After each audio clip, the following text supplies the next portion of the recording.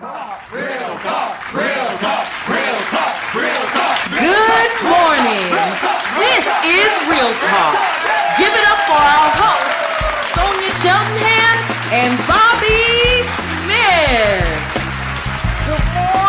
Good morning. No titles, No gimmicks. no judgment, Real people. real issues. This is Real Talk. So before we get into it and discuss relationships today, I want to give you a quote for today, something that you can carry with you throughout today.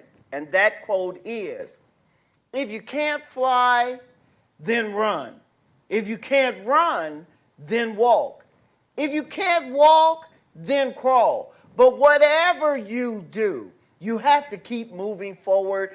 That's by Dr. Martin Luther King. And that's such an interesting thing. We got to keep on moving, don't we? No matter what's happening. No matter what's going on. And so we were talking about relationships, and I was looking at a post you put up on Facebook where you had really gotten deep and transparent about relationships and some of the things you've struggled with. And I noticed there were some topics in there. But first of all, tell me, what made you want to expose yourself like that? Well, I was sitting there thinking, sometimes how you reflect over marriage, you just reflect over the time you've been married and what you've went through and overcame. And I thought about 15 things that really stuck out to me. And these were things that were necessary to stay married. So I kind of wrote them out, didn't really plan to put them on Facebook, but I'm so glad that I did because it was a great response. And I just pray that they were able to benefit someone. Yeah, people just jumped in and they had questions and comments and high fives. So I pulled some out of there and I thought perhaps we could talk about some of those things. Right. And the first one on the list was communications. Yes. What was your thought on communication? Well, my whole principle or my whole thought was communicate, don't sweep things under the rug. Because what I find out is that when we sweep things under the rug, they're still under the rug.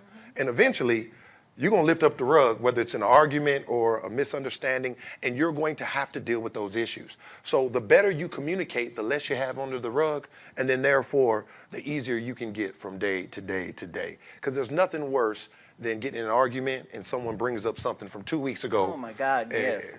14 days have passed, and now we got to go back into time Yes. to deal with something that we could have communicated out and worked on, during that time. Women are good with that. We have that kind of elephant memory, Yes, you do. And we'll go back, you remember 1975? Yes. And we'll go back to that. But one thing I found is that communication is an art. And just because you're talking doesn't mean you're communicating. Right. And I think the biggest part is that most of us don't listen well. We listen to respond. Right. Oh, I heard this, I heard that. Wait till she shut up. I'm going to say this. Right. And we get our ammunition together to respond in the communication. But listening is real important. The other thing I learned is that we have to listen past what the person is saying. Like, Right. what do you think? Like, it's not so much what I'm saying, it's my intent. Like, what did I intend? Right. What's the feeling behind that communication? Right. And I found that communication is really, really important. Well, see, what I struggle with is this, and maybe you can help me with women, because I have some women questions. For us men, I'm going to help us out today. All right. When we talk to you all and we tell you exactly how we feel, because we're not very complicated, why do women take what we said and then say, this is what you mean? You understand what I'm saying? And so you could be like, so I really feel like going to the store is important today. Well, what you're really saying is you don't really want to be around me and you'd rather go to the store to spend time with me. And the next thing you know, you're like, no, that's not what I said. And then it becomes a big thing. So what can we do maybe as men to hear better? Or maybe it's the woman's issue? How do you feel about that? Well, when you're building communication, you have to tear down whatever barriers were there before. Right. Because it's difficult to build communication on top of barriers that are there. Yes. So normally when people say, oh, what you're saying is you don't want to be with me, you'd rather be with the people in the store, that there's some issues, like listen past what I'm saying. It's something else going. So what makes me feel like you don't want to be with me, which is the part of communication men don't want to do, because men are real simplistic. Real simple. If they say going to the store, they don't mean Chuck E. Cheese or someplace else. They mean they're going to the store. If women say, I'm going to the store, it could be Ross, TJ Maxx, Walmart. There's a whole crew of things in there. So what we have to learn is how the person communicates and not try to say what you think they said. It would be better to say, well, why do you need to go to the store now? Like, what's happening at the store? Right. Dig around the conversation right. to see if you can get to the bottom of it. Yeah, because I think it's very challenging. And one of my things is that it makes it tough for you to communicate as a spouse when you're trying to basically say what you mean, and the person is taking it, putting it into their own database and coming up with their own idea of what you meant. And then you say, no, that's not what I said. Well, that's what you meant. Well, if you know what I meant, then why are we communicating? You know what I'm saying? Like, we might as well not communicate. We might as well say, you know what, forget it. You know what I meant, so let's not talk. And communication is hard. It is really, really hard. And so I think in marriage, the hardest part is understanding the other person. Right. And once I let my defenses down, because, you know, relationships is sacrifice. Yes, they are. And I know we're going to get into that later, right. But it means letting your defenses down and allowing that person to really understand what you're saying, where you don't think, I'm trying to get you. Let me, like, phrase this right, because she's going to come back and try to get me. And remember, women have hundreds of more words than men have. Yes, they do. And 100 more thoughts. Yes, they do. Because our thoughts are very simple. Yes. When we say we're mad, we're mad. Right. We're not mad trying to be mad from yesterday. I'm mad today. And so that was kind of my thing, because what I found out is, as a man, I started trying to play the game. But I don't know how to play the game. I wasn't created to play the game. I can only think about a couple things at once. So I'm saying, okay, I'm going to word this right because I know what she's going to think I meant. So I'm going to try to say what she think I meant.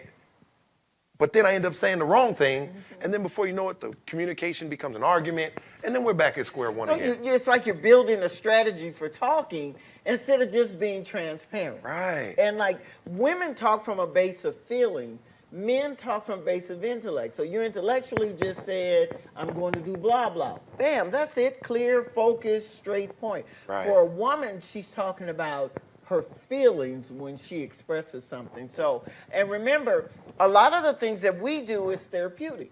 Right. So if we say, you know, I'm going to the store, what do you need from the store?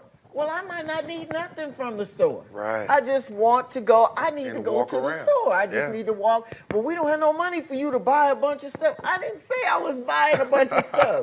I said I was going to the mall. Well, the mall to you, because you're straightforward, means that you're going to spend money, you're just going to buy stuff. Right. The mall for a lot of females is therapeutic. Yeah, I still don't understand that.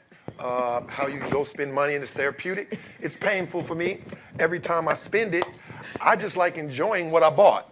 The spending process, like I like picking it out, taking it to the cashier, but when they ask me for my money, that's the hard part.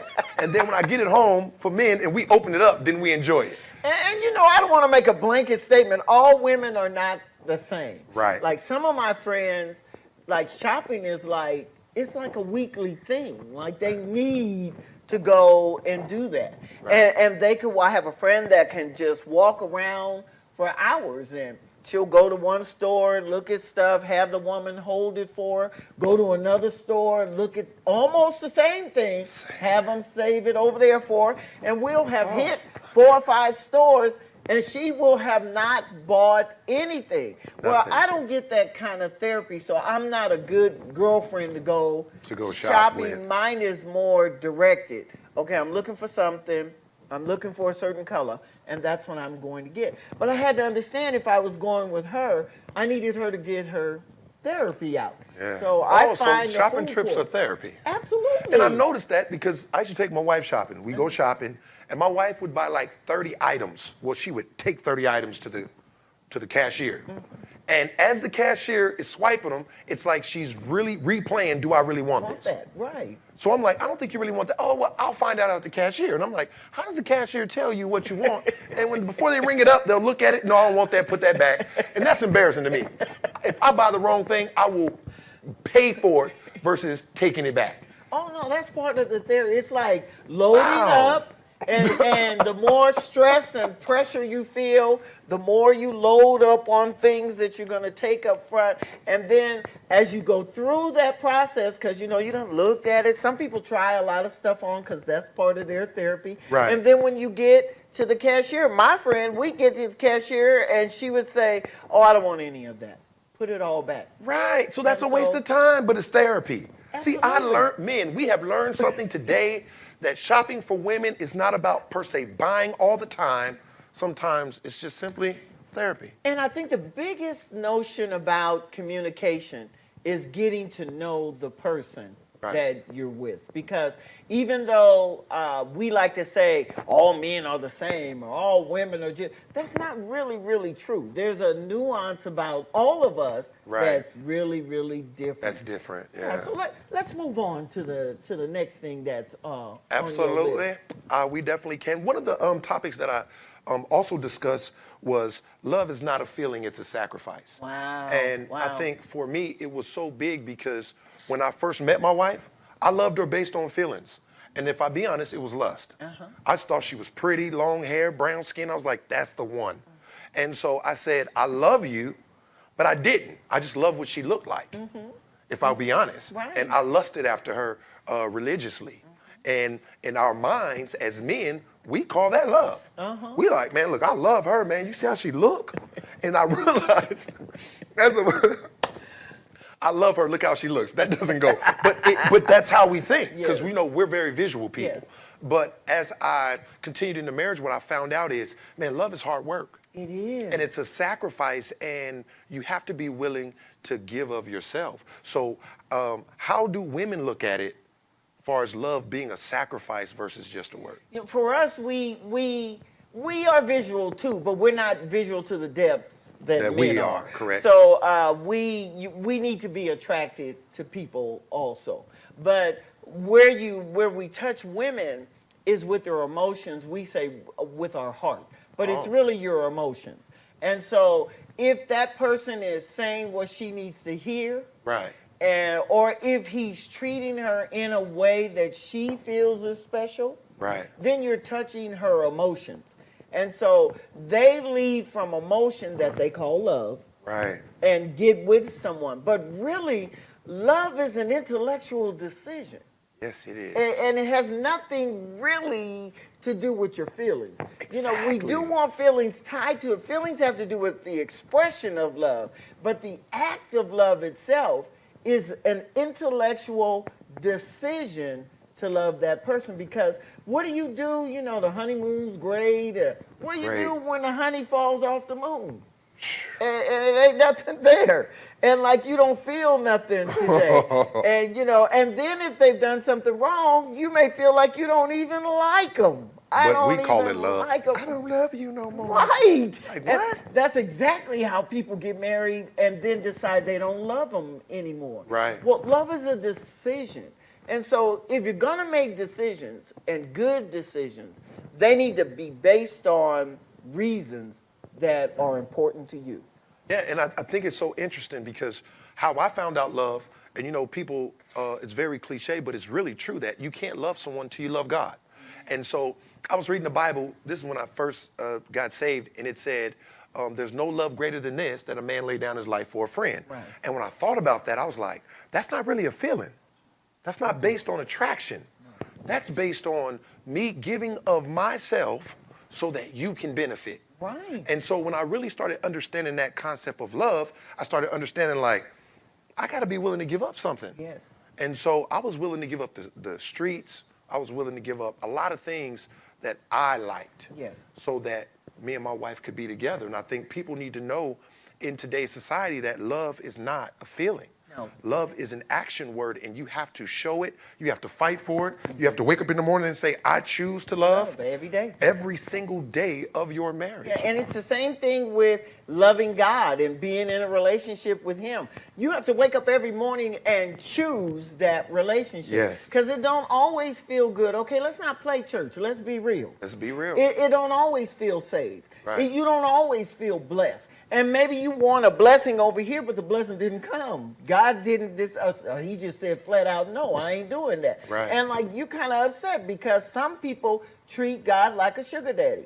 Anything you ask, He's supposed to give it. Yes. But it is a choice. You could choose not to be saved. I know people say, oh, I can't be anything else but that. What? You could be a whole lot of other things. You sure You can. don't lose you don't get amnesia. You know what you did before. Right. And you know how you did it. Right. And you know you cuss. Y'all know you cuss before. Yeah, y'all be cussing. You know that. And like let somebody cut you off. Yes. It all, don't it play back? It plays back. I mean, back in your mind. So you have to choose every day that I'm going to love this person. No wonder till death do us part that I'm going to love you no matter what happens to you. Right. And, you know, you could be in an accident. You could be injured. I may have to push you in a wheelchair, or you may have to push me. You may have to help me get dressed, or you may have to come and feed me, or who knows what will happen to people. You've got to love them and have a friendship with them. That is so that true. you'll lay down. That's the sacrifice. Yeah, laying lay down down your life. And boy, let me tell you, when you do it right, it feels like a sacrifice. It does. It really does. But I really wanted to show men this because so many times, and I'm sure you've counseled marriages as well, and they just say, I just don't love them no more. Yeah. That's the first thing, like, I don't love them. No, and that's why communication is so important, because what I found out is there were times I didn't think I loved my wife, clearly didn't like my wife at the time. Mm-hmm. Boy, but when you start thinking about leaving, Yes. or you make that big argument, it's done, it's over with. You can't sleep at night. No. You can't eat, you can't think, and that's when you. Amen. That's when I realized, like, wait a minute, I Your think this is whole love. thing is disturbed. Yeah, I just can't walk away. Right. But I think the communication is important because it'll make you frustrated with love if I can't tell you I don't like the way it's going, Yes. and you charge it to my love. Right, right. Don't charge it to my love. No, charge it to what the situation that we're Yes, dealing with. right. And it's okay to not like someone and love them. Yes. Sometimes. Yes. Because we're not always going to like our spouses. Right, and things happen that causes us to change. Yes. And what we have to understand is when we're in a relationship, we're actually charged with ministering to that person. Right. So I have the obligation of ministering to you out of the abundance of my love. Right. And so that means I need to see about your needs.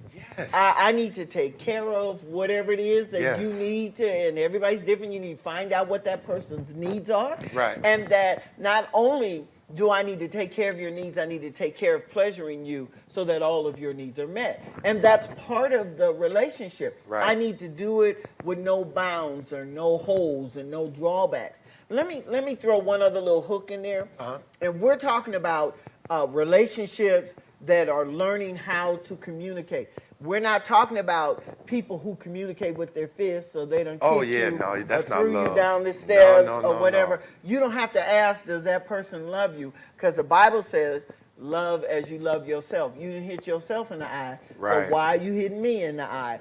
Those things don't go together. And another thing, I really think that a coward hits a woman. Yeah. And I don't care what people think. It's even hard for me to look at people the same. And because there's certain things in life people do, and you're like, wow, how could you get to that point? Mm-hmm. You know what I mean? And I've been mad at my wife. I wanted to shake her. I wanted to jump off the building, I don't know, with her or push her off or me go. But there should be a restraint in a man because we're physically stronger. We can physically dominate a woman. So men out there, do not put your hands on a woman. That is the most tacky thing you can do. Now, speaking of that, some women have taken boxing lessons in the hood. And if you got one of them, them strong women, 6 foot, 200 pounds, and she hits you with a right hook, I'm gonna say restrain her, but still don't beat her down, like, because some women are used to violence. I had a woman when I was dating back in the day said, if you don't hit me, you don't love me.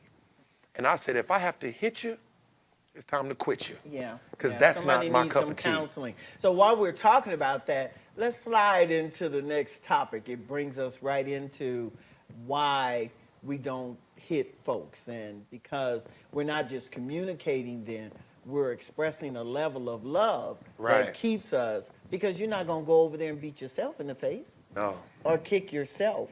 Yeah. That we need to be able to show love, and women do fight too.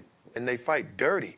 And I want to say this, slashing tires, scratching cars, all that is just like domestic violence. It is. For a man, if a man has a car, ladies and gentlemen, and you poke his tires out and you scratch it, you might as well punch him in the face. Yes. Because he would rather you have punched him than mess up his car. Because now you got to spend money. Who wants to spend money on that?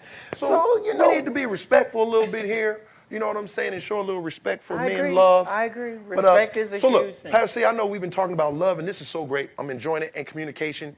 But I heard you had a tip of the day that was like amazing. And we have a great group of tips, and we don't want you to miss them. We are going to go right now into tips that I've put together just with you in mind.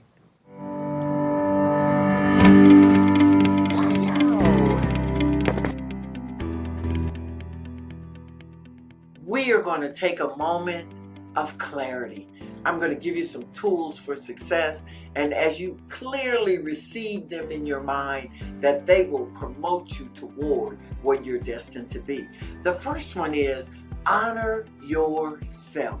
That you've got to begin with you. All change begins with you. So you've got to respect what your body says, respect where you are in your mind.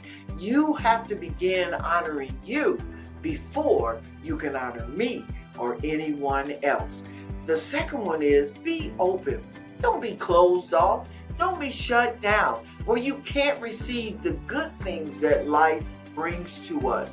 We learn from all circumstances, but you've got to be open to receive it.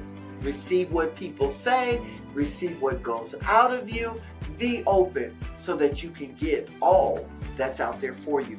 And then my third one is choose your mood. I like to say order your day. Don't live by every whim and any issue or notion. Don't let them determine what your mood or attitude is going to be like. Order your day. Command hope in it. Command joy in it. You have the power to do that. Get clear. This is a moment of clarity. Got questions? Email us at nbrealtalk@gmail.com. Now back to our hosts at Real Talk.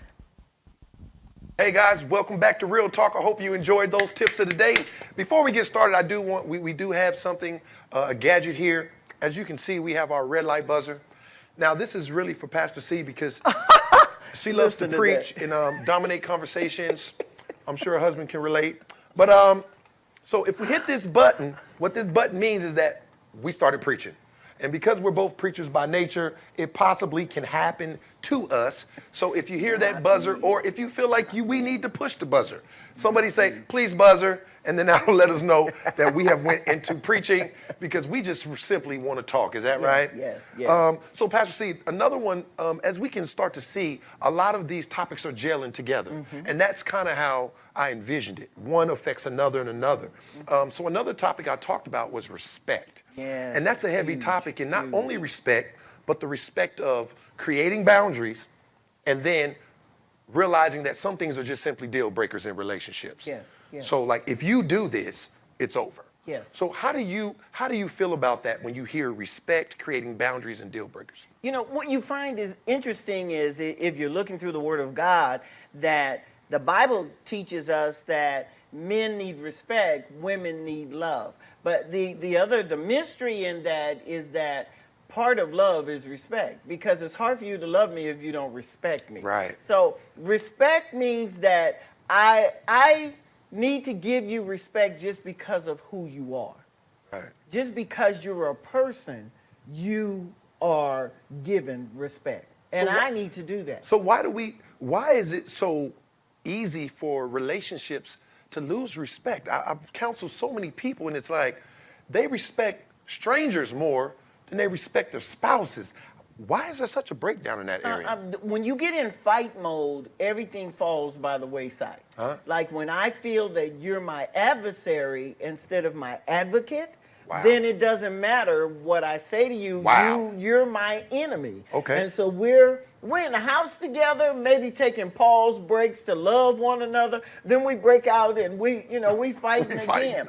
And like there are passive fighters and then there's aggressive fighters. And it annoys me that women especially will talk awful about their husbands in a group of women and then go home and be with that man that evening. Well, if he's that bad, if he's that dirty, if he's that ugly, why are you going home with that person? And what it shows the group of women you're talking to is that you have no respect for him. You know, I'm glad you said that because I think it's so disrespectful when men or women get around other people. Now, you got to have a best friend. Yes. Now, you got to have a friend you could be like, look. Say anything. So-and-so got on my nerves, and I feel Amen. like choking them out and blah, blah, blah, but I'm trying to keep myself together. You know, because even though they're going to listen, they're still going to talk you back into your marriage. Right. But I think it's so disrespectful when women or men go around and they put their spouse down in front of other people. It's awful. And social media is the worst. Facebook is like, I shouldn't know when your relationship is going bad or you're having a tough time on Facebook. But we literally, me and my wife, have looked at couples and we can tell when they broke up. Oh, yeah. Like, oh, yeah, I don't think they're together no more. Why? Because you can see the transition. And then all the subs and the memes, you know, if he don't treat you right, you don't need him. And it's a meme. It's like, okay, so I guess her man ain't treating her right. And the people that giving you that advice on social media don't have a woman or a man with them. Right. And probably haven't for years. Lonely folks. And so it's easy for them to say, leave them, get rid of them, kick them to the curb, when it begins with respect. Respect falls down because we have ideas of how you're supposed to do stuff. Right. And how you're supposed to respond. And I know it took me a long time to get rid of mine. Like, I had these husbands are supposed to do this kind of thing. Right. They're supposed to do that, and they're supposed to, wherever we got them from, maybe a fairy tale, Probably. maybe our fathers, Yes. or whatever the case may be. And when people don't perform the way you want them to perform, we lose respect for them. Right. And then I think another one, because we got many more topics, but I really want to touch this, creating boundaries. There are some things in your relationship that you just can't tolerate. Yeah. You know, and I think it's very important. Me and my wife have created a lot of different boundaries. Boundaries that I didn't want to cross, boundaries she didn't want to cross. But when we created boundaries, it was love, really. Yes. Because it's saying, my boundary's right here. Your boundary's here, but I'm willing to scoot up a little bit to meet you halfway to yours, as long as you're willing to compromise and give up some of yours. Yeah, and people need to know boundaries and deal breakers go together. Right. Like, what's a deal breaker for you? Like, somebody may be able to, and I say somebody, still be loving and go forward with a man that has beat him up. For somebody else, they're like, okay, man, you swing on me, it's all done. It's over. Because you know Yeah. I can't whoop you and you just beat me up. It's just over. So you need to know. Some people can't take you cussing them out. I can't be your lover and your hoe out of the same mouth. It just ain't gonna work. Exactly. So I need you to make a distinction. We're not going that route. That's real talk. So this is real talk. This is real. So we're just not gonna do that. Right. So you need to know for yourself for some women the deal breaker is that I'm not gonna get in a relationship with a man that doesn't have a job. For a man,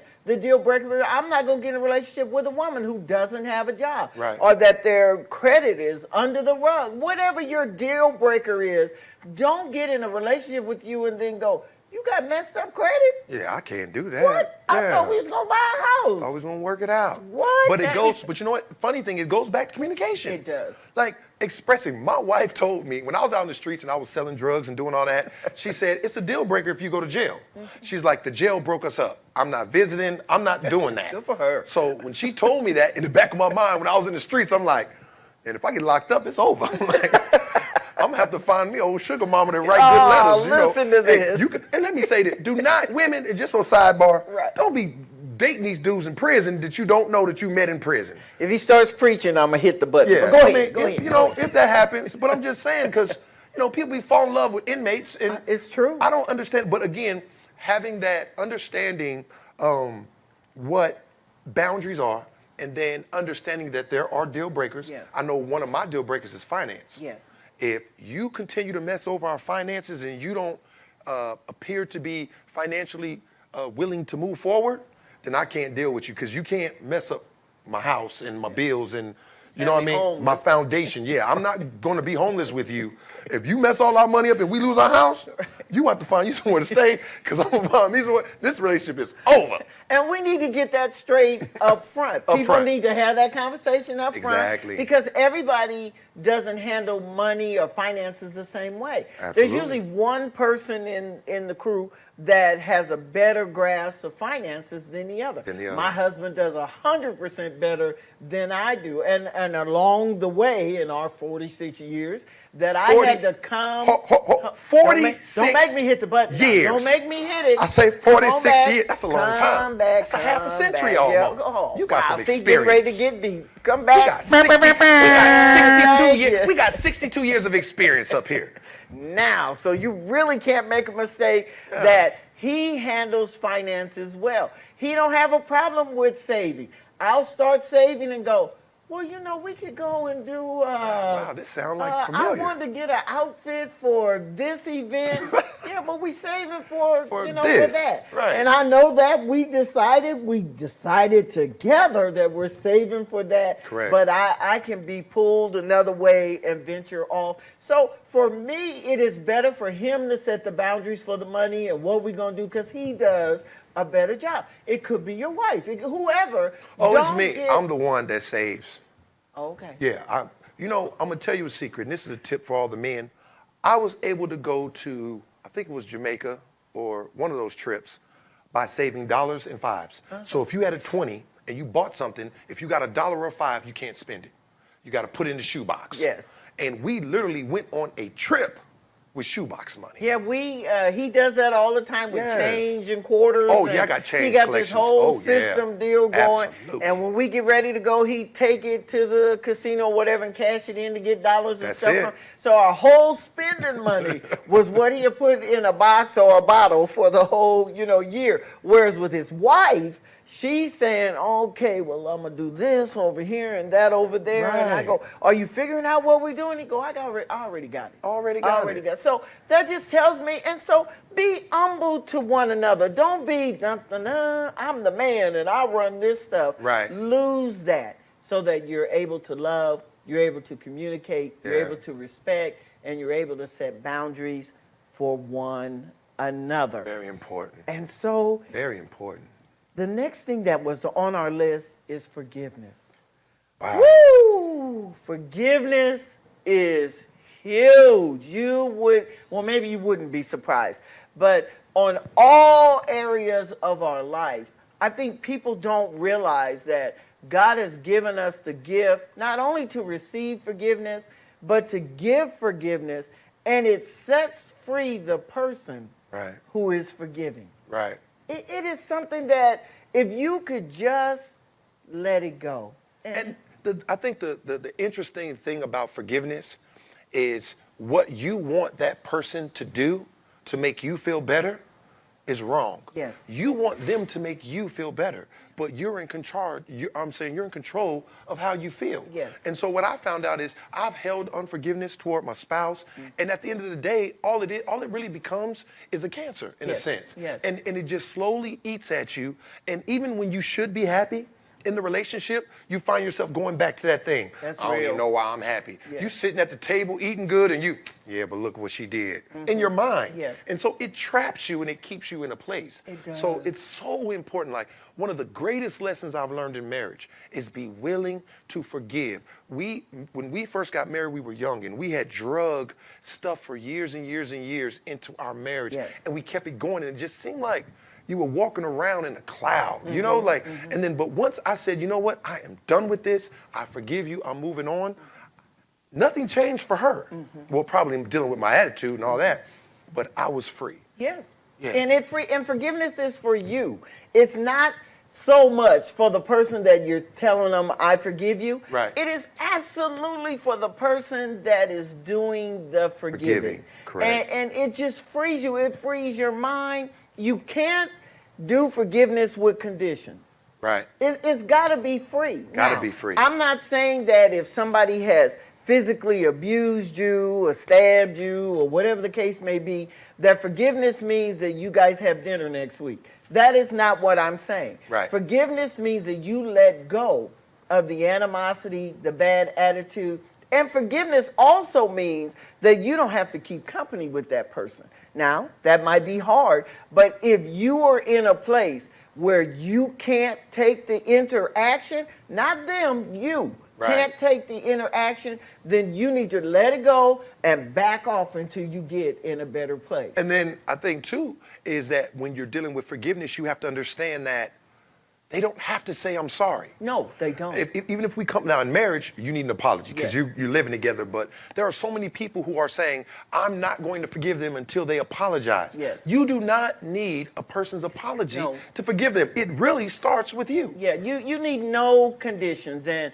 I remember I had been in a big fuss with a guy, and we just could not agree to the point where I just had a bad attitude. Whenever the person came into church, I just, and so the Lord was dealing with me. He was dealing with me. I wanted God to get him. I wasn't even praying right. I was praying on him instead of for him. Right. And so I just really want God to beat him down. But when the Lord impressed me that I needed to ask the person to forgive me, first of all, I almost had to go into sackcloth and ashes because I thought I was right. Right. And so what? I ain't asking him that. That must be the devil, I was saying. So when I finally obeyed and went and asked the person, will you forgive me? He said no. I felt like the forgiveness didn't work. Wow. Like it wasn't because, like you said, I expected a proper response. Right. But me gaining or asking for forgiveness was for me. Right. So that me and God could have a good relationship. He on his own. He on his own. response was up to him. And he had to deal with the consequences of his response. And I think for me, it's almost been kind of the opposite, where people have done things to me, and regardless, church folks, they'll do something to you and then leave your church, and then when you see them a year later in Walmart, Right. all they remember is where they left. Right. But once I realized that I had already forgiven them, I was able to greet them, hey, how you doing? Yes. But they're still stuck like, oh, I wronged them. Right. So right. when it's like that hesitant, like, oh, how is he going to respond? Right. But I've learned to forgive quick. Yes. Now, there are certain things, and I want to bring this up, is that you can't forgive right away. A lot of people, they think because they say the word, I forgive you, that they really forgiven. Yes. The truth of the matter is, don't say the word until you mean it. Relationships go through so much, and I know that I went through so much in my relationship, me and my wife doing the same thing to each other, because then you're arguing, and then you say, I thought you forgave me for that. And they're like, I did, but, okay, so when you say but, that means you didn't forgive me, because now you're adding it as a support for this new argument that we have. Right. So forgiveness has to be real, and it's okay to process first. Yes. And then say, I forgive you. Or even say, you know what, I need some time. Yes. Because I want my apology to be real. You need it to be real. Has to be real. Yeah, absolutely. And so you take the boundaries off of it. Don't try to prescribe the behavior of the person that you're going to. Let them deal with whatever it is, because they've got stuff in their mind too. Right. They have stuff on their heart. Let them deal with whatever's going on. You just do your part. But Exactly. I understand Yeah, that you got it's some tough. more tips for us today. Yeah, that forgiveness Yeah. is tough. Let me get it. Yeah, I'm going to try to breathe- transition. Breathe in, breathe out. You're fine. Because once you forgive, it's just, life is so much better. And then you look at people and you say, hey, you should be forgiven. Just forgive them. And they like, I don't understand. Until you practice it, Till you then you practice go. that forgiveness. But moving right We got a along. station break. Yes, I got some awesome tips for men's health. And so these are my simple tips of the day for men. Let's have it. Let's have it. Hello, my name is Bobby Smith, and this is your tip of the day. And I want to let you know that the truth of the matter is this: we need to get checked. Prostate cancer is a serious situation. 160,000 men are diagnosed every single year with prostate cancer. 1 in 9 will actually die. The prostate is a very serious thing, and if you are at the ages of 40, between 40 and 50, it's very important that you go to your doctor and you get checked. I know it's a very tough thing. We know where the prostate is located, and I know it can be a very uncomfortable exam, but the truth of the matter is that exam can save your life. So men, please, go get checked. We don't want to lose you to prostate cancer. This has been Bobby Smith's Tip of the Day. If you've got questions, remember you can email us at nbrealtalk@gmail.com, and we just may answer your question on air today. All right, we are back. Awesome. Prostate cancer. Ooh, please, men, please. I need you to go get checked. Yes, and you know, the military, they start you real early. Yeah? They were checking my prostate 22 years old. I'm like, this is not good. According to what I read, we got to start at 40. And they were like, so you want a man or a woman to do it? I'm like, hey, I prefer I don't know. I don't know if I'm embarrassed, but I took a woman, of course. Yeah. Yeah, So and you had to get the glove in the lube. But man, you got to do it. Gotta do it. So we are. This is real talk. No, it's real talk. Okay, come hey, on with because hey, I don't mind sharing with you because a lot of times us as men we don't talk about our health issues, Yes, and it's so we all are important. surprised. And we want you all around, and we want you healthy. So Right. please do what you need to do with your own body. All right, so our last topic of the day, man, this has really went by fast. It has. I pray that you guys are out in Facebook land and enjoying this because we are. One of the hugest topics of marriage that you have to almost convince people of is counseling. Mm-hmm. A lot of people don't want you to know their business. They don't want to put you in their marriage so that you can, well, basically they'll be exposed and you can see their errors. I know that you are a licensed counselor or have been. How do you feel about the importance of counseling in marriage? Yeah, I'm keen on counseling. It took me a while to get there because, you know, our people don't do well with that deal. And it took me a while to get to, I was one of those church folks that felt like God was end all. And I do believe that the Lord and the Holy Ghost is an inward therapist, but you got to let him too. Right. So you can have him and not let him change your life. And so with counseling, I think counseling needs to begin from the beginning. From the foundation. If you're going to have a good relationship, you need some premarital counseling. Absolutely. And you need a counselor who's not afraid to talk about every single area of the relationship. Not just going to your friend or minister or whatever that say y'all like each other and you love God and, well, you like each other, you love God, you good. And I'm telling you, you are not good. That you need to sit down with someone who's going to pull apart the things that you believe. Because your belief system is what establishes the foundation for your relationship. Okay, and so I think the best counseling to do is premarital. Absolutely. Because they don't hate each other yet, right? And they haven't. They're open. Yeah, they're open. And they're still in the puppy love phase. Yeah. And then you hit real topics. And so we definitely do premarital counseling here because if I'm going to marry you, I got to know that this is going to work. Yes. At least on paper, Yes. so to speak. And so I think premarital counseling is also important because they ask questions that you haven't considered. That's right. You're in puppy love heaven, and they're saying, hey, what's your credit score? Right. Have you guys looked at each other's credit scores? Have you guys discussed your health issues? Right. Because if you marry somebody with a permanent health issue Yes. and you got to work that thing out every day with them, Right. that's something you're going to have to make a decision to do. You need to consider that. Yeah, you don't want nobody to be hiding their health issues, and when you get with them, they 2 days away from you need to discuss getting up out of it. here. You need to discuss people's proclivities and stuff. You know, y'all like each other, everybody's cute, you like each other's body, but you don't know, you're marrying this girl or this guy and they want to bring fruit and junk to the bedroom with them and do other little kinky things. And so you really Forks, don't spoons, know. knives. You got the whole kitchen in the bedroom. You know,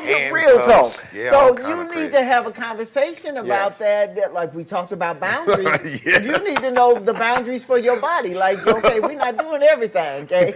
We may do a few things, but everything we're not doing. So, you know, you need to, and a counselor can't be afraid to ask the to tough ask questions. those questions and then have you, and then you go to the simple things that people take for granted.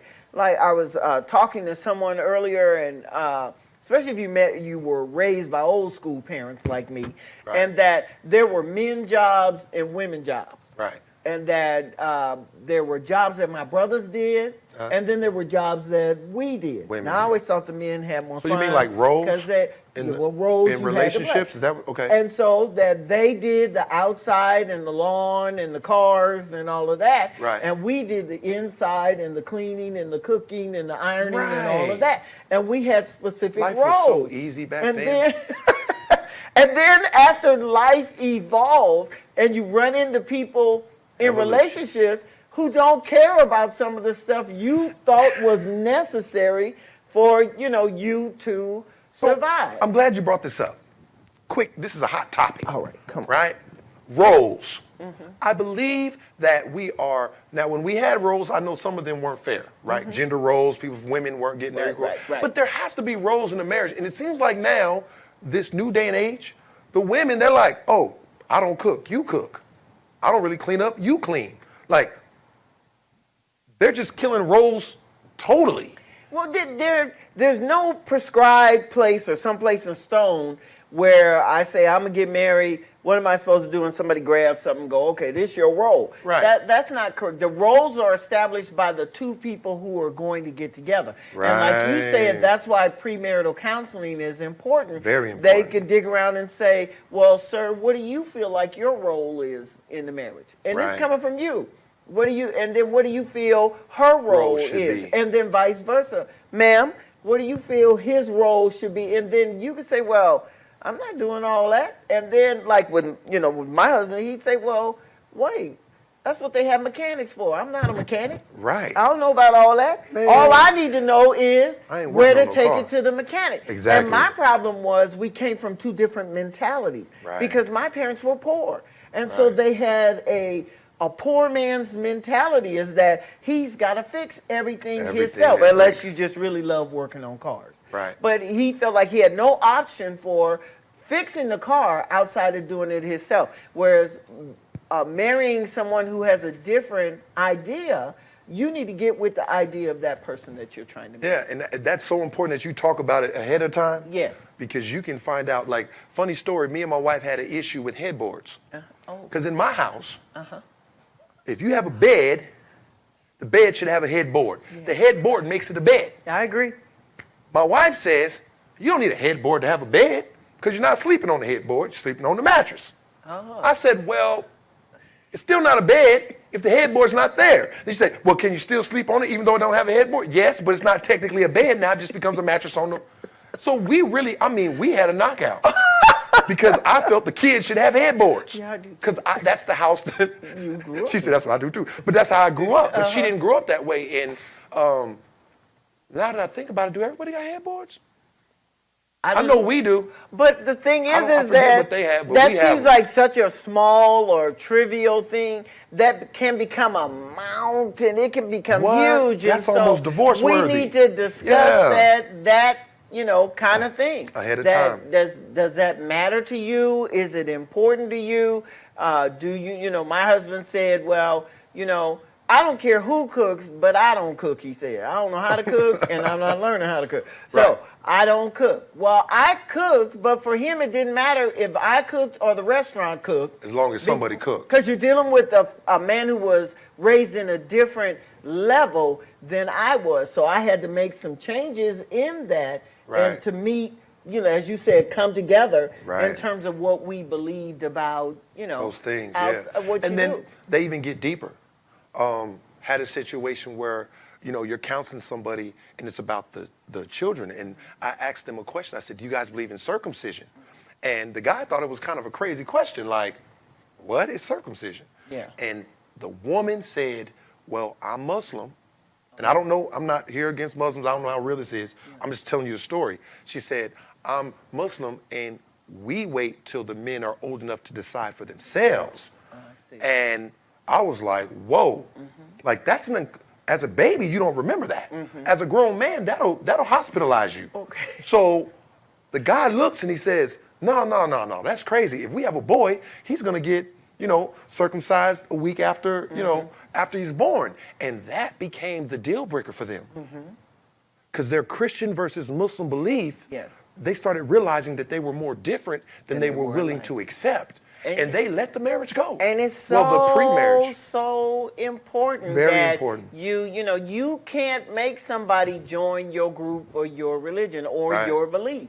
Everybody comes with their belief system, and what you have to decide is, can you live with that person's belief system? And don't think that they'll change. Yes. Because a lot of people, he'll change over.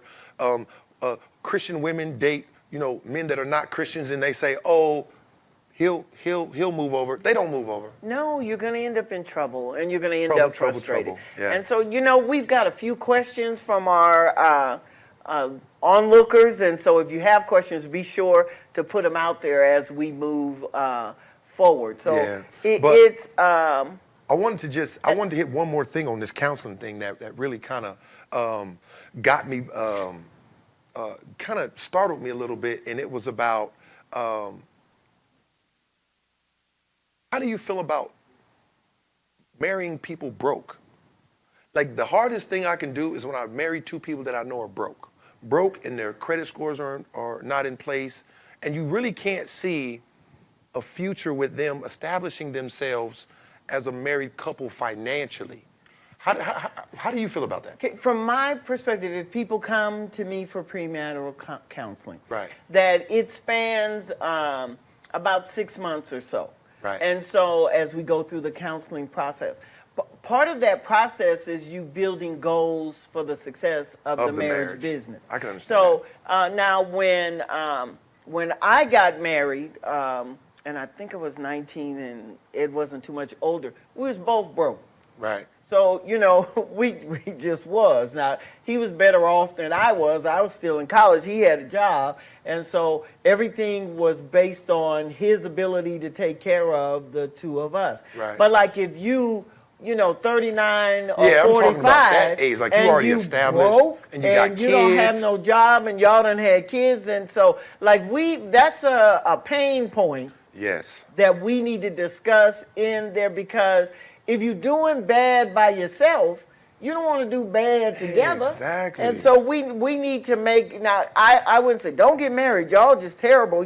But what we do have to do, we got to have a come to Jesus meeting, and we need to determine the business part. Get past of the marriage. lust and the Right. honeymoon, and let's talk about the business of part of marriage, marriage. because after I get through kissing you, somebody got to have a piece of bread. Right. For us to deal with, and we need to be able to discuss that. It's true also with a devout person or a saved person, somebody who's really deep in church business and protocol, and you want to get married to somebody who doesn't believe at all. Right. And you think by your presence that you're going to convert that person. And that's one area that I would really be saying you're making a huge mistake. Huge mistake. And it's okay to push the date back. Yes, it is. Like, a lot of people feel like, well, this is our date. Push it back, because Absolutely. you want to go into this thing and you want it to be one of the greatest experiences of your life. Yes. But if you start it wrong, Yes. it's hard to curve it right. And the foundation is real important. Sometimes foundations are broken by the roots of your past. Right. So, you get tree roots up in a foundation, the tree gonna win.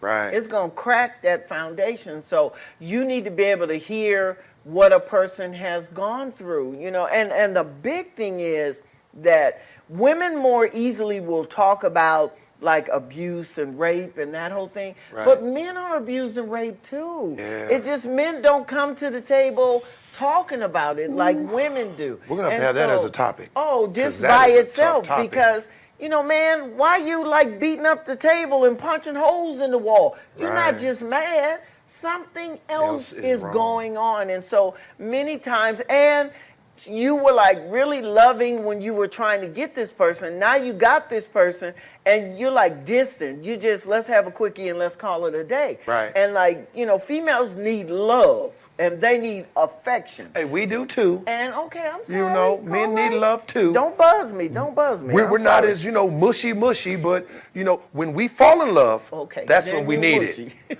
Now, I'm going to tell you another little secret, women. If a man can just 1, 2, and be through, and it's a consistent, he might not love you. Because a man want to stay around when he Right. fall in love. You know, Right. he's sitting doing pillow talk. You know, we laugh about it, but when you get married, you do the little pillow talk. Did you enjoy yourself? Did you like it? You know, Right. but if we don't say that, This is real talk. hey, if you don't get pillow talk, they don't love you. I agree. I'm telling you, it's agree. real. And so, but oftentimes, a person will love you, but something keeps them From loving you. giving themselves totally to Right. you. And there's a barrier there. There's a problem. Those things need to come out in premarital counseling. Really and we does. need to, as counselors, we need to make sure that you don't just, sweep Brush over through it, and 'cause go, you okay, like the well, people." brother, you was 9 when that Yeah. happened, and y'all seem to like each other. And if you love each other, it'll work out. It's like someone who is trying to maybe come out of a homosexual lifestyle because they've decided they want to do that. And people in the church will be guilty of, well, if you get married, then you'll be okay. Right. And you're dooming two people to misery. Yes. And that is not the answer. It isn't the answer at all. And so, people need counseling. And we need to be sure that the counseling that we give people is what they're going to need to stay together. Don't be Awesome afraid of counseling.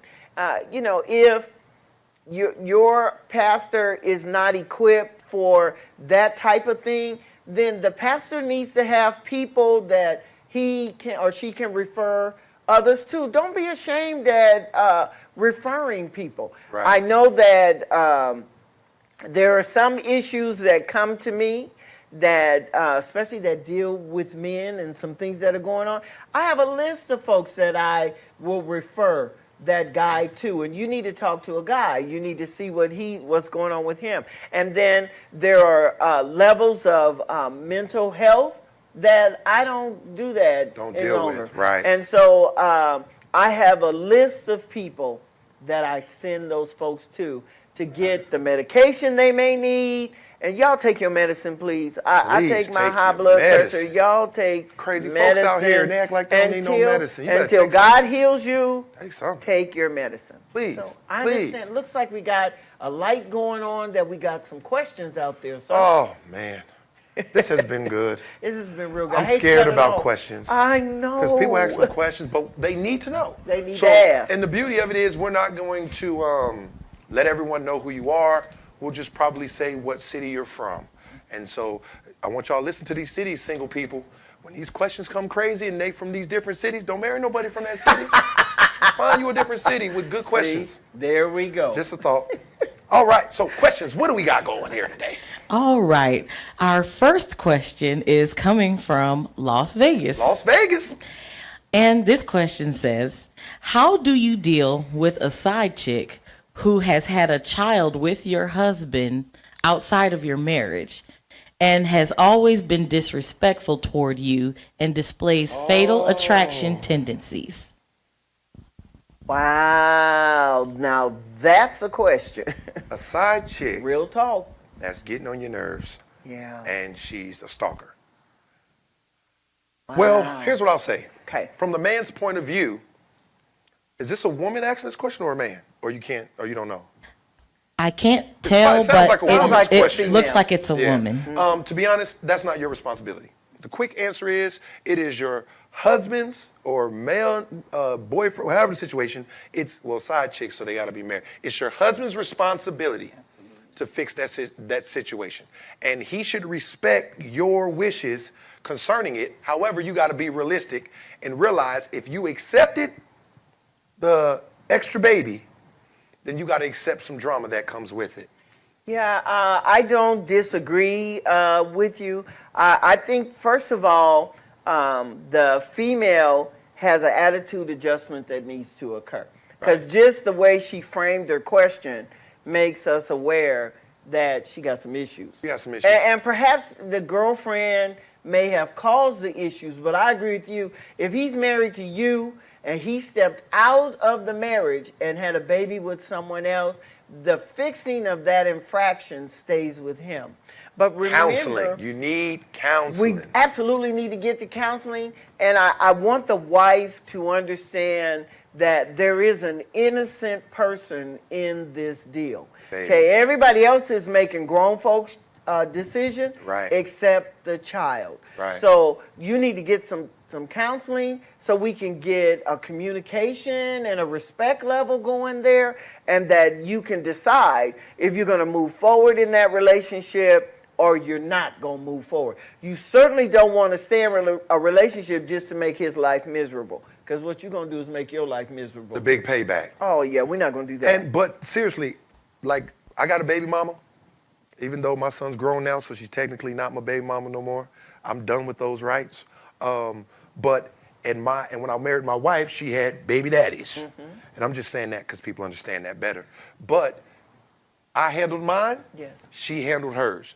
We communicated, discussed what we could work with. Amen. And what were deal breakers. Yes. And that's what you have to do. But as a man, I couldn't let the side chick destroy my marriage. Amen. And I agree. even if it meant not seeing my child. Yeah. And I hate to say that. And counseling's going to help put boundaries on what seeing your child looks like. Right. And so will the courthouse. Right. And he needs to do what his responsibilities are, and she can, the wife, keep him from supporting the child. Right. And so everything needs to come into play, and I'm in that right there. Y'all need to get some counseling. There's a lot of counselors in Vegas, and you need to go see one just to save your relationship. There's some dirtbag side chicks, though. Yeah. That their whole purpose is to destroy a marriage. Amen. And that's why the man has to step up and say, you're not going to do this. Yes. And, well, you can't see your child. Cool. Then you go to court, you get custody or rights for your child, and you work it through the system. Right. But don't let it destroy your marriage. I agree. There we go. Real All talk. right. Real talk. Okay, our next question is coming from North Las Vegas. All right. Right down the street. Right. That's my Yes. neighborhood. What up? And it says, my husband and I have been married for almost a year. I believe the man is the head of household. We both work. However, I am the breadwinner for our family. And he is not very good at managing money. How can I balance respecting his position as the head without turning over the finances? Man, can I just, okay, being the head doesn't mean be the only. So like you have the only thought, you have the only direction, and you have what being the head means, that if any problems come, all the responsibility of the problem falls on your head. Correct. So that's what that means. So again, if you guys need to communicate with each other, and you need to help him understand that you have can we sit down together and make a plan about our finances? And these are my thoughts about us getting out of debt. And these are my thoughts on the bills. And let's pay this. Let's talk. Have a communication. That old school idea of just because you're the man, that I just come in, throw a check at you, and you do everything. That's ridiculous. It means that. But he don't have no money. Yeah. Well, he has money. He works. It's just she makes more. So because she makes more, she's calling herself the breadwinner. Yeah. And, we'd have to see what that looks like going forward. That's probably a disparity in finance for her to feel that strong. Yeah, and the communication. I think it's lopsided. Communication if she says she's the needs to come a little better. Because you think about it. If a woman says she's the breadwinner, we're not talking about 1,000. It ain't like she makes 50 and he makes 49. Usually there's a great disparity in that, and I don't know who this person is, but it's probably about one person makes 50, one person makes 10. But the whole mental conversation is his and mine, right, instead of ours. Yeah. So if everybody's contributing to the pot, it's like ours. This is what we bring in the house. Because let's face it, and especially if you're talking about people of color, that most of the time, black women have had greater opportunity in terms of getting degrees and getting jobs, as opposed to our men who've been pushed back and held down. So it is real clear that it's possible that my income may be greater. Mine never was, but it may be greater than the person that I'm married to. Does that make him less of the man? Does that make him less of the breadwinner? And if that's a place of contention, I always come back to you and say, okay, was partner making that when you married him? He probably was. Okay, so like your whole terminology is off. If the issue isn't you're the breadwinner and so that qualifies you to determine where money gets spent, that ain't true. What qualifies you is that y'all sit down and make a plan that's gonna be best for the whole family together. And that sounds really good. It does. That's an amazing thought. It does. But I want to was say waiting this on to the it. men. You can't pimp your wife. Okay, man. And what I mean by that is she has a great job, so you become less motivated. Oh, I agree. To, because you got to remember, there are men that are just at this level. They never going to get Never gonna higher. get higher. And if they meet a woman and hit the jackpot, they meet a woman with ambition and goals, then it becomes like, well, I'll just, I don't have ambition anyway, so I'll stay right here. I'll let her go work and make all the money, and then I tell her how we're going to dictate the money. Okay. So I think it has to be even. Yes. And even for me, like my wife makes good money. I can't act like she doesn't have a say in the finances because she's bringing them in. Right. So I can't dictate the finances. However, as long as we're doing it together, but we also understand the man has to hold his weight. And that's where that counseling came in. Exactly. The premarital counseling. Absolutely. Like your goals need to be in there. In there. And so if you have goals like we had always talked about traveling the world, cruising all over the place. We still got that bucket list of a 30-day cruise around the world, 30 days. and we're gonna get that baby. But however, the thing is that 30? we have to figure out how we A 30, month? a whole month. Y'all gonna come back fish.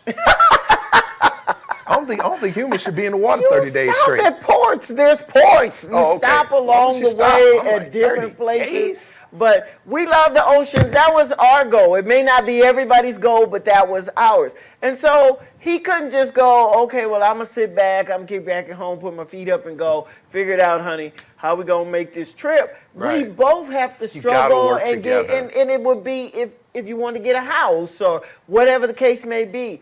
My father only got an 8th grade education.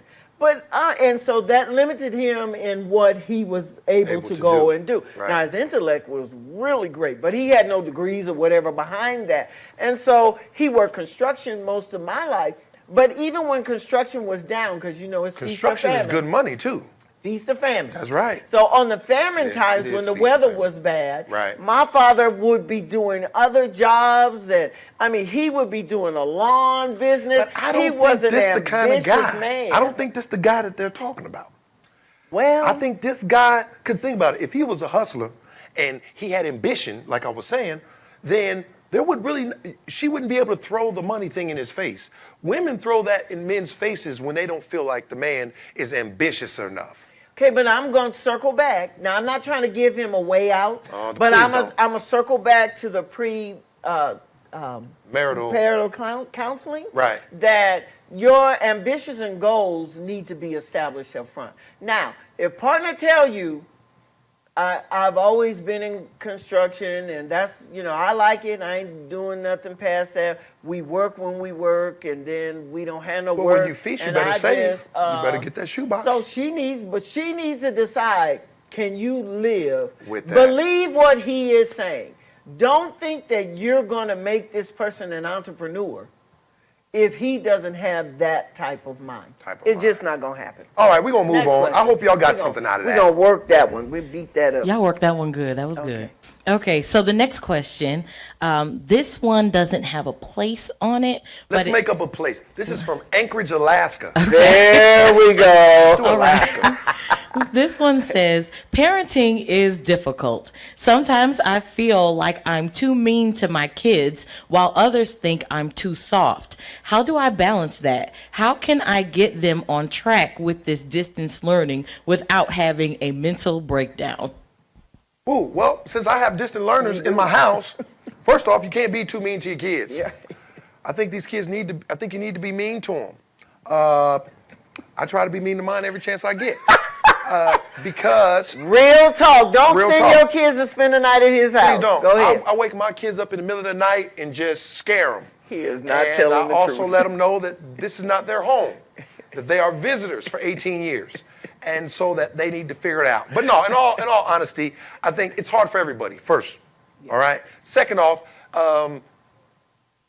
whoever told you that, you have to take that into account too, people without kids love to be the best kid professionals. Yes. So what I would basically say is work at it, schedule. What I did at my house is we came up with a schedule. And we worked that schedule and we made sure that we timed their whole day until that school ends. Now you have to understand that if it's difficult for you, it's also difficult for them. Amen. My son told me, Dad, I'm never missing a day of school when we start back. Because they hate being at home just like you hate having them there. True story. They get a break from you as well. Mm-hmm. When they're at school, they're like, ooh, I don't got to be around my daddy. Mm-hmm. And we like, ooh, I ain't got to be around these kids.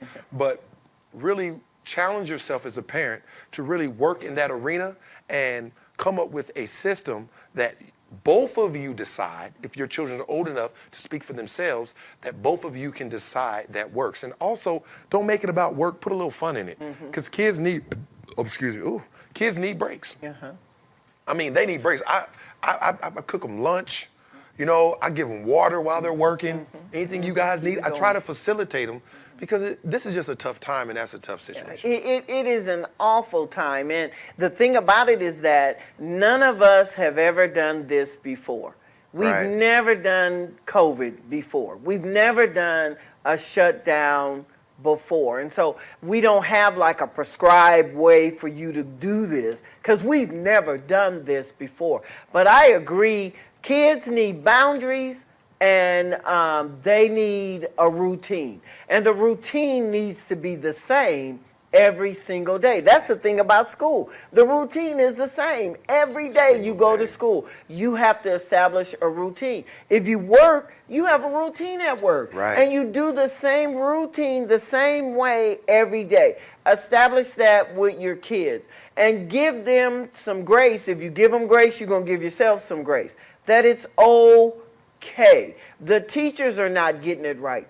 Administration is not getting it right. So nobody's grading you based on what's happening with your kids. Right. You know, give them some grace in that. But keep them within the boundaries. And I agree, if they're old enough to have a discussion with them, okay, you're going to have to accomplish this before the day is over. Right. And I was thinking we could structure it like that. And if the kids say, well, no, normally I get a break in between these. If you could do that, work the break out so it works best for the two of you. And for little children, you got to give more breaks. More breaks. Their attention span is just not there. And consider, if they won't do it for you, consider a teacher with 30 to 40 students, just like your baby, and you know what? in the class. I was going to say that. All you people who are hard on these teachers, wake up. Yes. They got to deal with these kids every single day. Yes. And understand now, when they go back to school, you should have an appreciation for every teacher. I want to give a shout out to Canyon Springs High School and Somerset, Losi, because they're doing an excellent job. Yes. And teachers, if no one's ever told you all, we appreciate you. Parents just got a lot of stress, and you guys are just a door to take it out on. All teachers aren't good, but I believe 90% of teachers are awesome. And so... And you know, don't be mean to the kids because you're the grown person. That's not right. That you mad, you stressed, you mean. So you need to, take a break yourself. Like, get a break. Is there another family member who could come and take over for a few hours while you go breathe or go jog around the block? Or if it's recess time for the kids, you take a recess too. Yes. And go do something else so you can, get away, from them. But our answer would be, you got to get away. Sometimes you got to get away from people and adults. I love y'all. Have a plan, have a routine, take a break. Definitely. That's our suggestions for that. How many more questions we got? We got one more. One more right. question. Yep. Think I can? I think Oh, I can. no. Love your children. It's Love okay. them. And stop listening to everybody else. Right, They it's your don't live house. with you. Make rules for your house. Okay, correction. We got two more. I had Two one more more pop questions. up. We're gonna So try to make it first shorter. one. Yep, real quick. This one is from no city, but Texas. Texas, Yes. the big state. My boyfriend and Everything I, is big in Texas. my boyfriend and I have been together for 1 year. Boyfriend. We love each other Love. and we want to be together. However, we are both from broken families and we have no desire to get married. We also want to live together, but we have been told it's wrong. Is it still better to marry than to burn? Absolutely. Like, look, One thing that you can't do is build your future off someone else's past mistakes. I grew up in a broken family. My father left our family. That doesn't mean I'm going to leave mine. So the benefits of marriage go past boyfriend and girlfriend. So for instance, boyfriend, girlfriends out there, if you guys are just boyfriend and girlfriend and something ever happens to one of you all, that person doesn't have a say concerning you. If one of you pass away, you don't have a say concerning their stuff. That all belongs now to their mother, their father, their cousin, or their next of kin. Marriage is a beautiful thing if it's done correctly. The problem is that we're not educated on marriage. A lot of people, we have this thing in the black community that says, what goes on in your house stays in your house. So counseling doesn't fit into that equation. But marriage is a beautiful thing, and there are people who have been married for a long time who have been through the ups and downs, because we go through that even if you're boyfriend and girlfriend. But the togetherness and the laws that affect marriage are extremely important. And I know this is off topic, but that's why the gay community want to be married, because they realize they become these partners. And then as soon as the person dies, the family comes in, swoops it all, because we didn't like what y'all was doing anyway. They take all the stuff and move on. That's a whole nother story. But the motive is that it does give you rights by law to be in that person's life. And if you're the person spending the most time, you guys are working together to build this, it's not fair for someone to be able to come in and just take it away. Me and my wife, we are married, but we really look at it as a life partnership. Yes. We're in this thing together forever. Yes. And so you don't have to view it as your family's mistakes or their family's mistakes. You guys be the example of what right looks like. And I agree. Like, we are the product of our upbringing. We really are. And we carry the mistakes that were made in the families that we were raised in. But just like people who have decided they're going to take their relationship to the next level, they get counseling. People who are dating can get counseling. It's like premarital is what we call it, but it's like pre-commitment counseling that you need to get, because on some level you want to become committed. If you all are going to get a place together or whatever your next step is to live together, you're making a commitment to another person that you're not going to have a foundation for, which is what Pastor Bobby's talking about, that you're not going to be able to do anything with that after some years of staying with that person. So the thing is that if you and that person were going to establish a business, you wouldn't do it without a license. Not only would you not do it without a license, you wouldn't do it without a contract, because everybody needs an idea of their role in that business, and you build that business. You don't always agree with your business partner. Right. You don't always get along with them, but you have same goals, same objective, trying to get this to the same place. And last but not least, the Bible has specific blessings for people who are married that you will never be able to touch, because you didn't make that covenant connection with one another. Absolutely. And I want to say this one more thing before Pastor C get to preaching. I know y'all heard her preaching voice kick in. Hit the button. That's why I was almost there. But marriage, I think marriage is such a beautiful thing that It is. you have to understand, marriage is like church in the sense of people only talk about it when it goes wrong. Amen. Because people are not, if people really were honest and they posted all the good stuff, you would see that the good days outweigh the bad days. It's just that they only talk about it when it's bad. Yes. So be not deceived. Yes. Marriage is an awesome thing, and you can look back and see everything you've built. You get to see your family, a tree.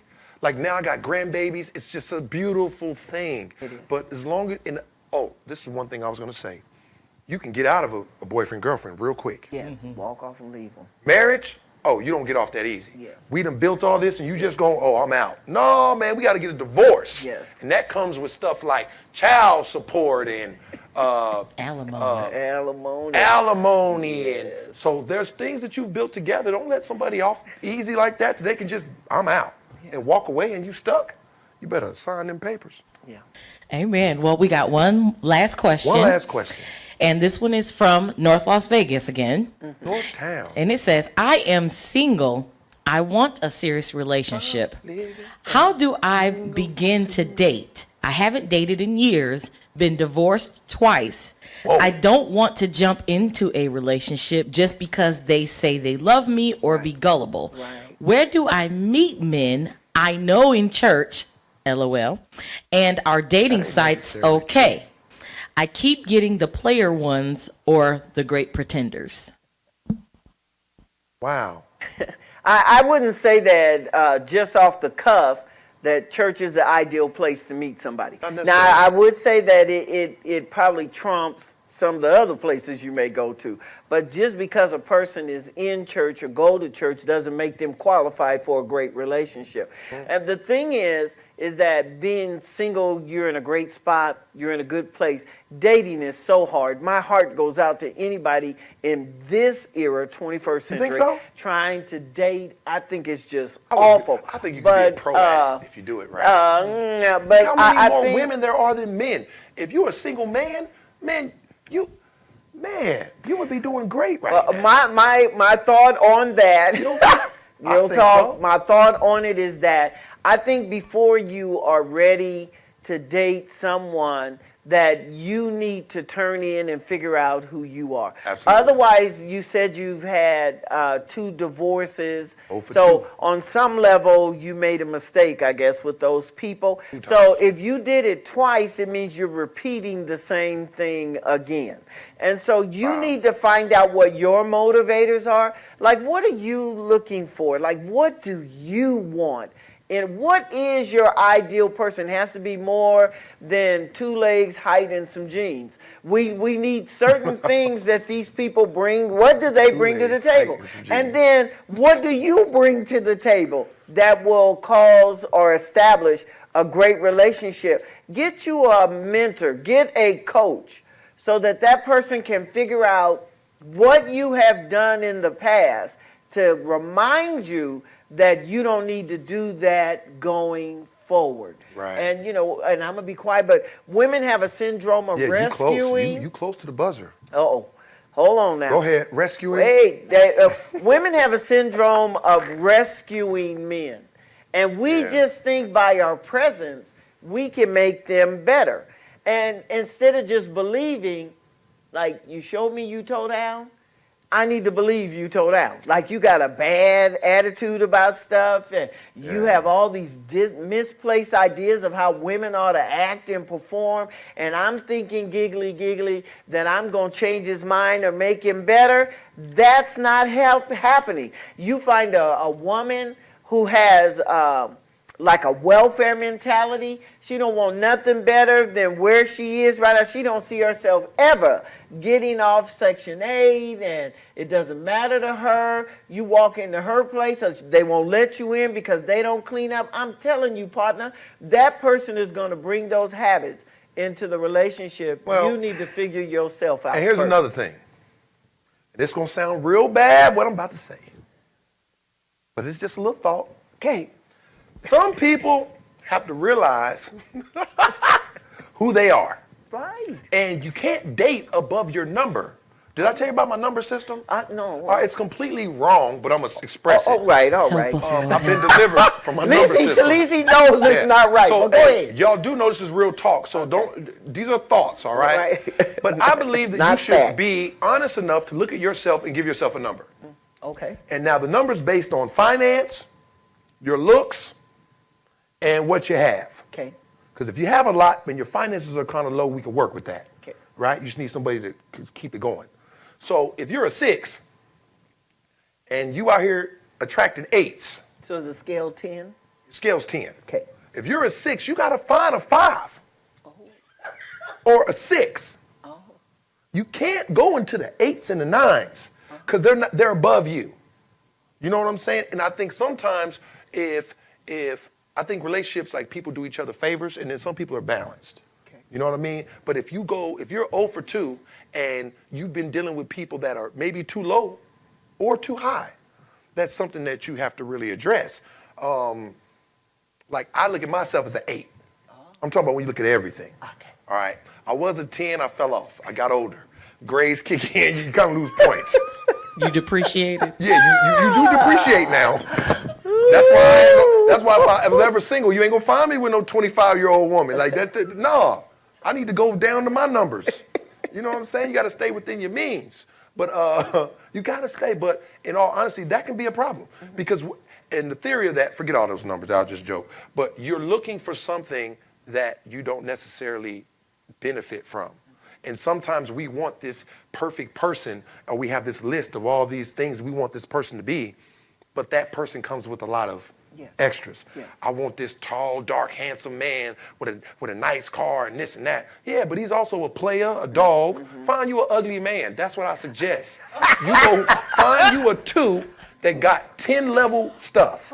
You've seen the disclaimer where it says that the station doesn't ascribe to what the person is putting out there. If you get a 2, that's about where I am. But look at this. If you get a 2, he will be in awe of you.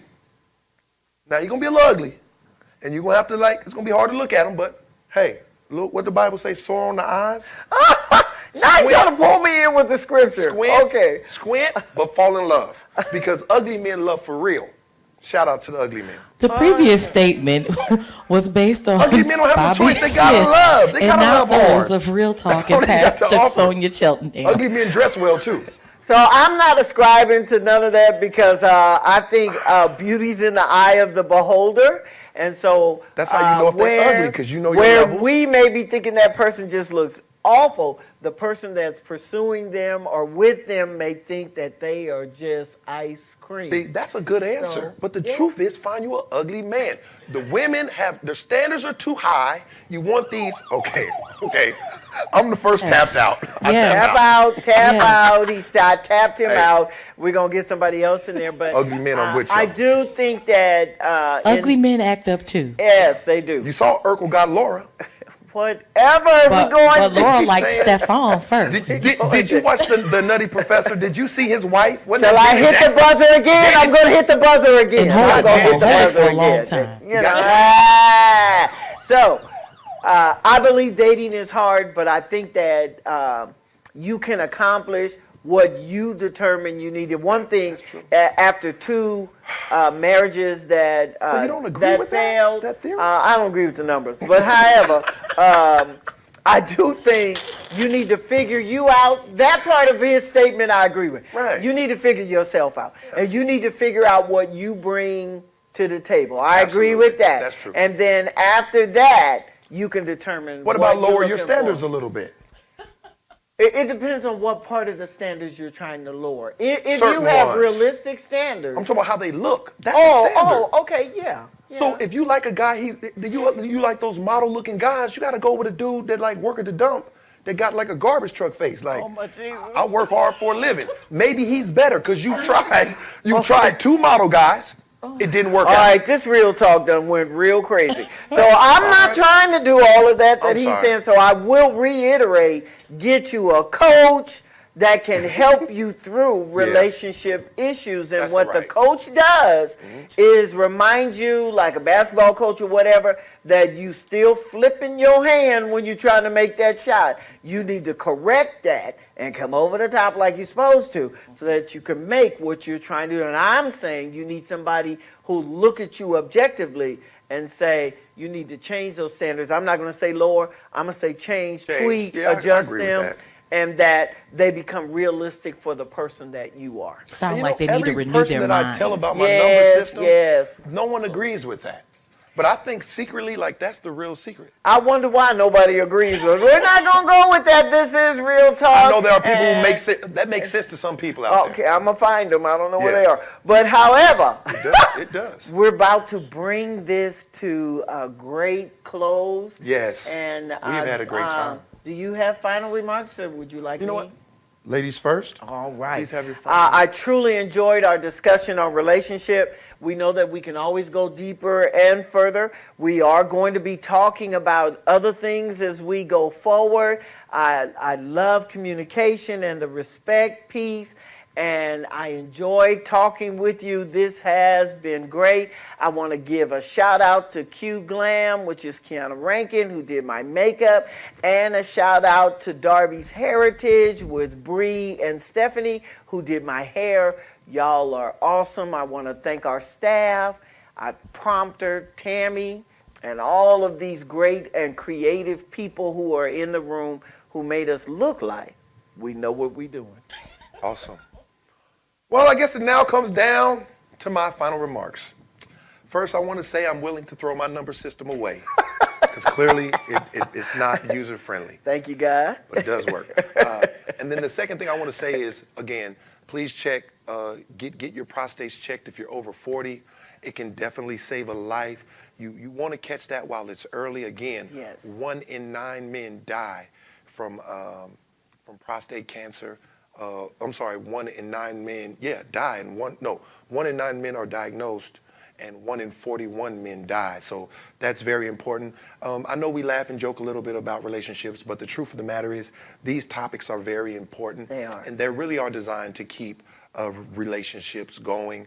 I do want to give a couple shout outs. Again, I want to give a shout out to all the teachers that are working tirelessly and effortlessly to make this thing happen. Yes. I got a chance to look at my son's stuff, and it's tough. Yes. It's even tough to preach with no audience, so I Yes. can only imagine what it is to teach and look at faces on a computer screen. So I want to give a shout out to the teachers and let you know that we Yes. love you guys, Praying we for y'all. appreciate you. I want to give a shout out to my Super 7 for holding me down. I appreciate them. I want to give a shout out to my whole media team for definitely making this possible. Absolutely. I want to give a shout out to Mr. Ed in the audience. Oh, Bingo. my See, I looked out baby, even when your wife my wouldn't. Just baby, write that in the mental my notes. Just mental baby. notes. And again, I love you, my wife, LaShawn Smith. You are the air that I breathe. With that, how do we end this? I guess we start This with is the end of that. Then this no is titles. no titles, no gimmicks. no gimmicks, no judgment. I don't know what we're Real doing. people, real issues. This is Real Talk. God bless you guys. Bless you. Thank you for being here. See you soon.